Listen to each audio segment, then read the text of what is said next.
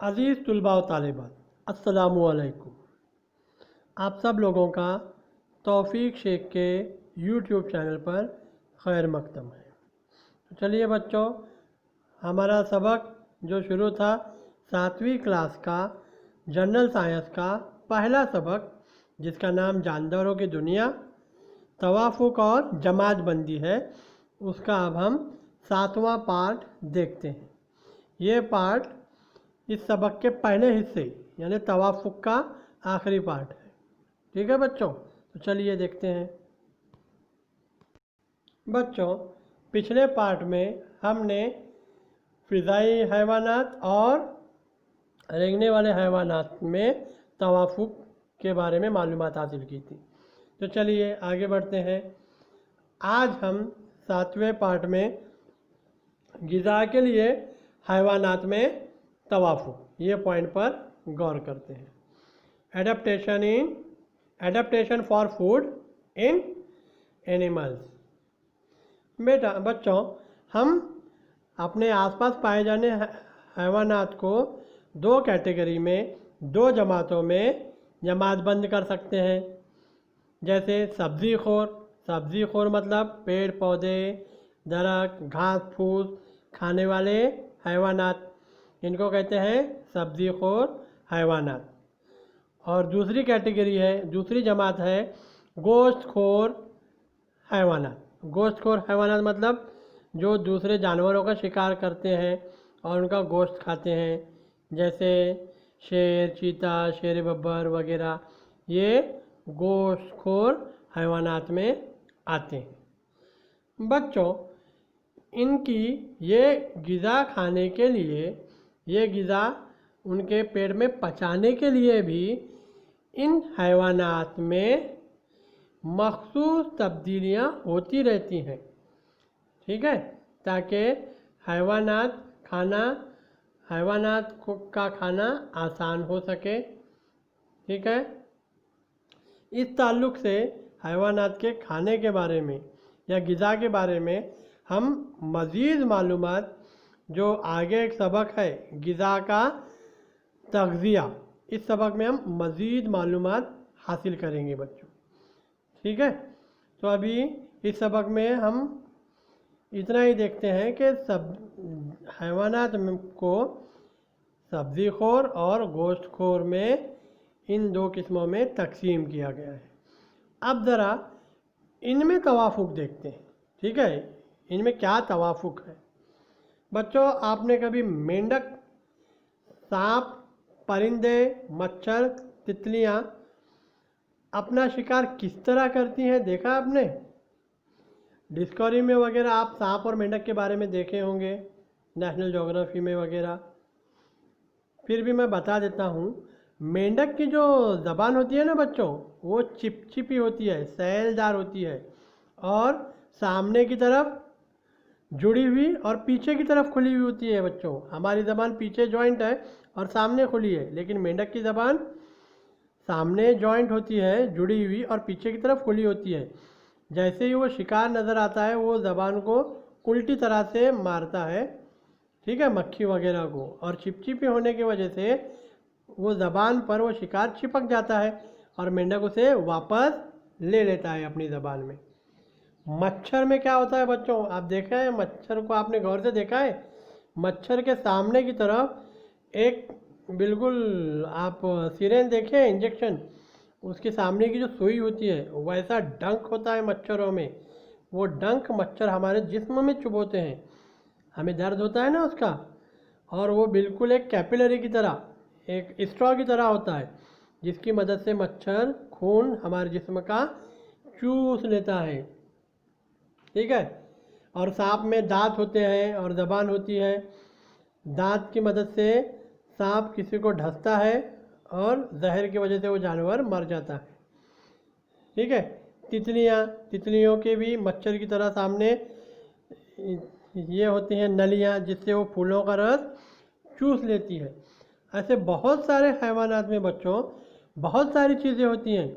जैसे आप परिंदे देखे होंगे, परिंदे भी मुख्तलिफ़ किस्म के होते हैं। किसी किसी की चोंच लंबी होती है, किसी किसी की चोंच छोटी होती है, ان کے کھانے کے اعتبار سے. جیسا بگلا، بگلے کی چونچ لمبی ہوتی ہے بچوں، کیونکہ وہ سمندر میں سے مچھلیاں پکڑتا ہے چھوٹی چھوٹی، وہ اس کا شکار ہوتی ہے.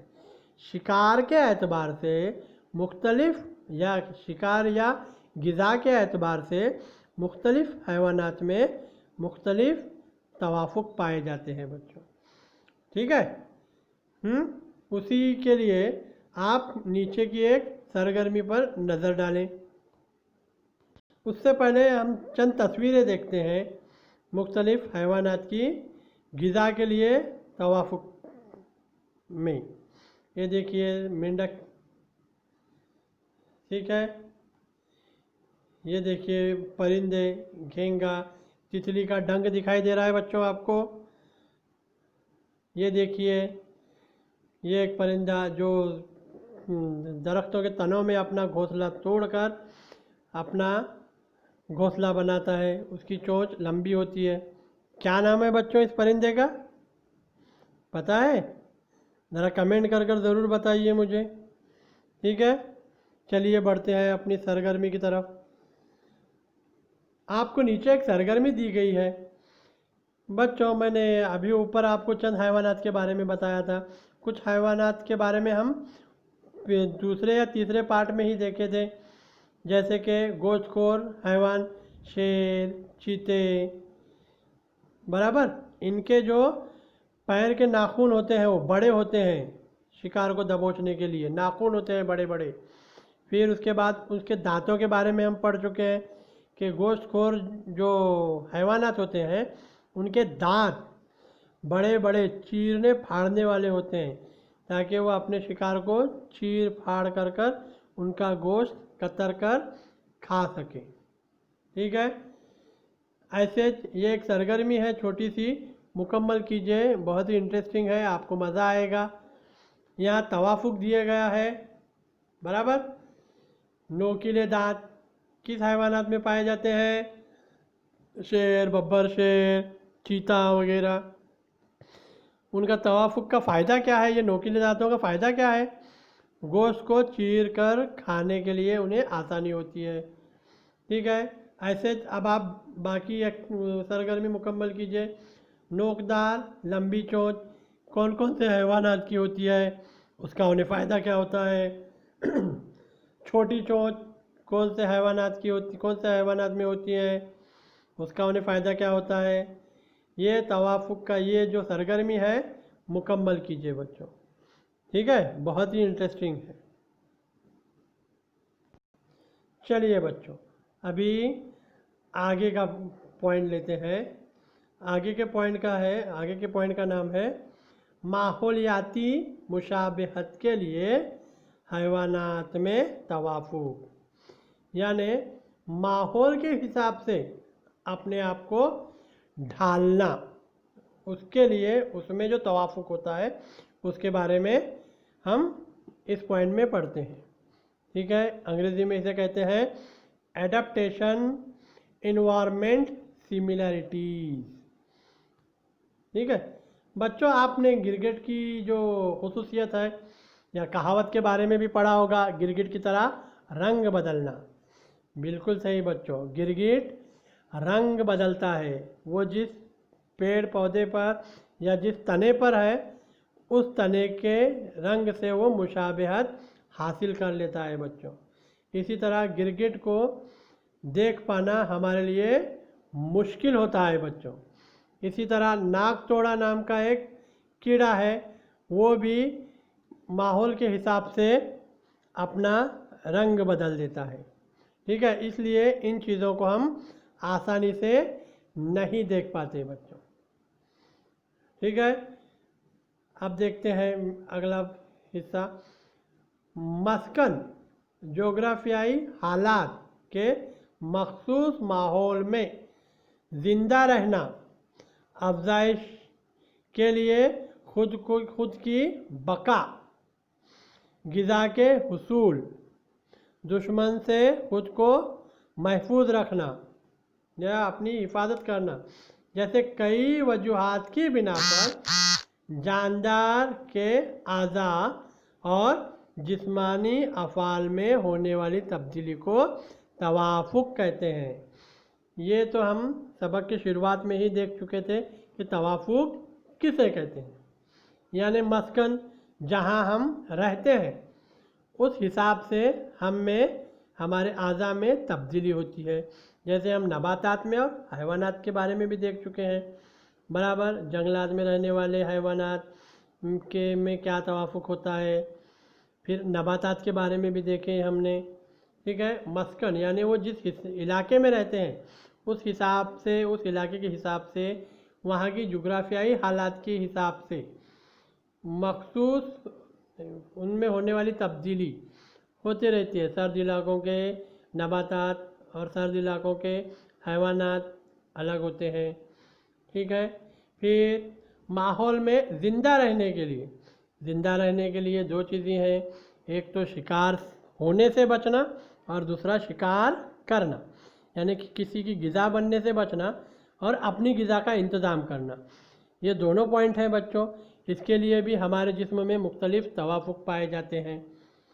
اپنی افزائش کے لیے خود کی بقا یعنی اپنے آپ کو محفوظ رکھنا، ٹھیک ہے۔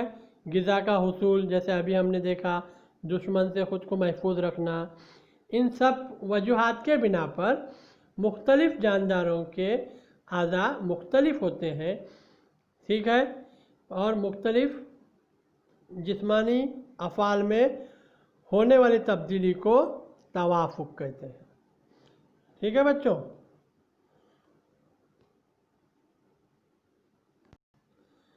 تو پیارے بچوں، یہاں ہمارے پہلے سبق کا پہلا حصہ، یہ سبق دو حصوں میں ہے بچوں، توافق اور جماعت بندی۔ تو اس میں توافق والا حصہ ابھی ہمارا مکمل ہوتا ہے۔ اس سبق کا اگلا حصہ ہے وہ ہے جماعت بندی، وہ ہم نیکسٹ پارٹ میں دیکھتے ہیں، ٹھیک ہے بچوں۔ تو چلیے ایک امپورٹنٹ بات دیکھتے ہیں اور یہ پارٹ ختم کرتے ہیں۔ ہمیشہ ذہن میں رکھیے بچوں، توافق فوراً ہونے والا عمل نہیں ہے بچوں، یہ عمل فوراً نہیں ہوتا، توافق یہ عمل مسلسل جاری رہتا ہے۔ ہزاروں سال قبل موجود حیوانات اور دور حاضر کے حیوانات کے جسم میں نظر آنے والی تبدیلیاں حالت کے مطابق ہونے والے توافق ہیں۔ ہزاروں سال پہلے جیسے حیوانات تھے وہ آج حیوانات نہیں ہیں، ٹھیک ہے۔